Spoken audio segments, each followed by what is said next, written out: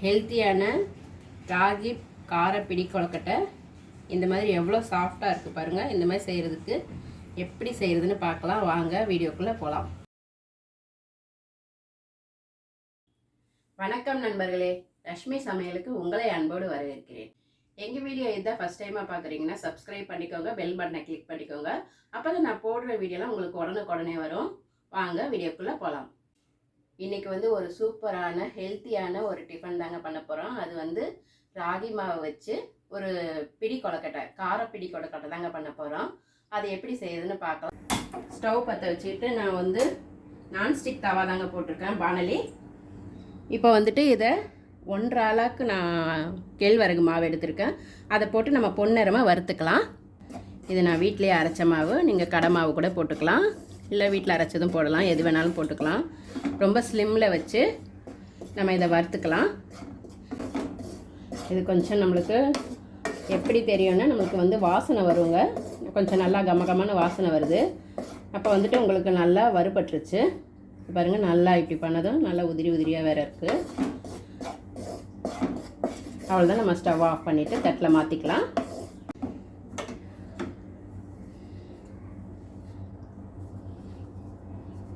ஸ்டவ்வில் அதே பேன் போட்டுக்கிட்டேங்க. இதில் கொஞ்சமாக எண்ணெய் ஊற்றிக்கிறேன். எண்ணெய் சூடானதும் கொஞ்சம் கடுகு போட்டுக்கிறேன். அதிலே கொஞ்சம் உளுத்தம்பருப்பு போட்டுக்கிறேன். கடுகு நல்லா பொரிஞ்சிடுச்சுங்க. இதில் நான் கருவேப்பிலை போட்டுக்கிறேன். வெங்காயத்தை நல்லா பொடியாக கட் பண்ணி போட்டிருக்கேன், அதையும் இதில் சேர்த்துக்கிறேன்.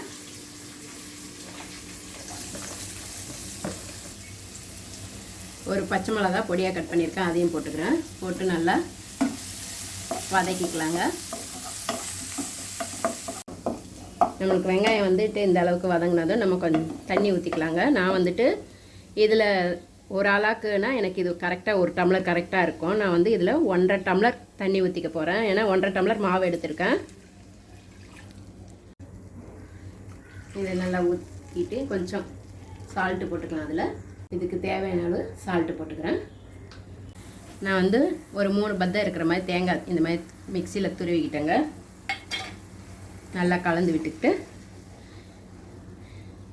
இப்போ நம்ம வறுத்து வச்சுருக்க அந்த ராகி மாவையும் இதில் போட்டுக்கலாம்.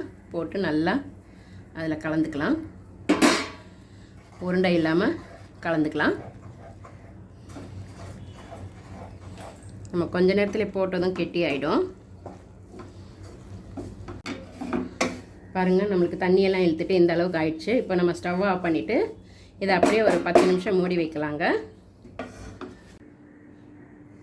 இருக்கட்டுங்க. நம்மளுக்கு ஒரு 10 நிமிஷம் நம்மளுக்கு கை பொறுக்கிற சூடானதை நம்ம எடுத்து பிசைஞ்சிட்டு உருண்டை செய்ய ஆரம்பிச்சிடலாம்.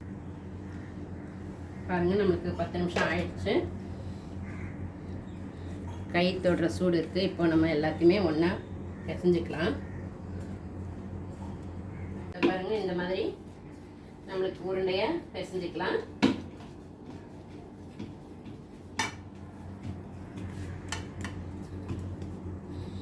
இப்போ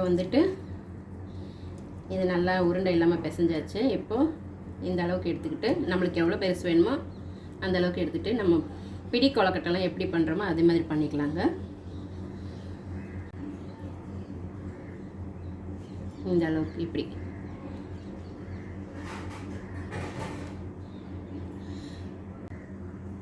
இதே மாதிரி நம்ம எல்லாமே செஞ்சு வச்சுக்கலாம். இந்த மாதிரி உருண்டையாக பண்ணிவிட்டு நம்ம இப்படி அப்புறம்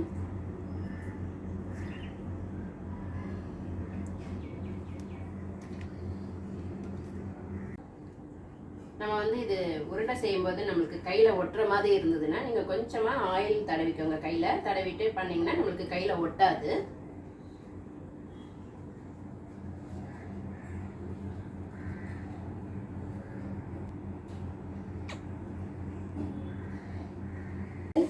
இட்லி பாத்திரத்தில் ஏற்கனவே தண்ணி ஊற்றி இந்த மாதிரி கொதிக்க வச்சுருக்கோங்க.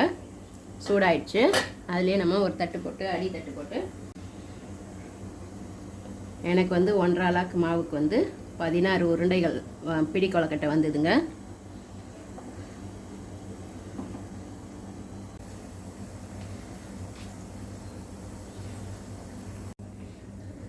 இது நம்மளுக்கு அப்படியே ஒரு 10லேருந்து ஒரு 15 நிமிஷம் வேகட்டுங்க.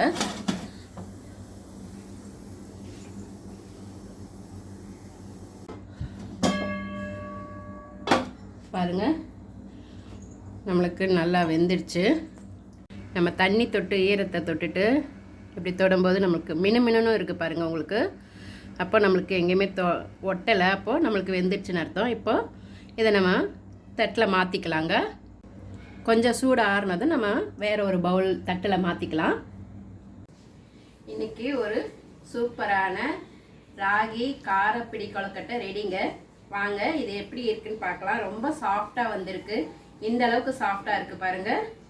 ஹெல்த்தியானதும் கூட. நம்மளுக்கு நம்ம ராகியில் செய்கிற எந்த உணவுமே நம்ம வந்துட்டு வாரத்துக்கு ஒரு முறை 2 முறை சேர்த்துக்கிறது உடம்புக்கு ரொம்ப நல்லதுங்க. ஹெல்த்தியானதும் கூட. இதில் நிறைய சத்துக்கள்லாம் இருக்குது. இது எப்படி இருக்குன்னு பார்க்கலாமா? பாருங்கள் எவ்வளோ சாஃப்டாக வந்திருக்கு. நம்மளுக்கு இது நல்லா ஆறுனா கூட ரொம்ப நேரம் ஆனாலும் இதே சாஃப்டோடு இருக்கும், கெட்டியாகாமல்.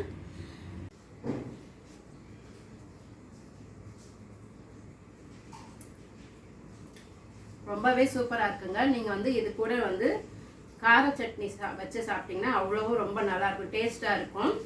நீங்களும் உங்கள் வீட்டில் கண்டிப்பாக ட்ரை பண்ணி பாருங்கள். ட்ரை பண்ணி பார்த்துட்டு எப்படி இருந்ததுன்னு கமெண்ட்டில் சொல்லுங்கள்.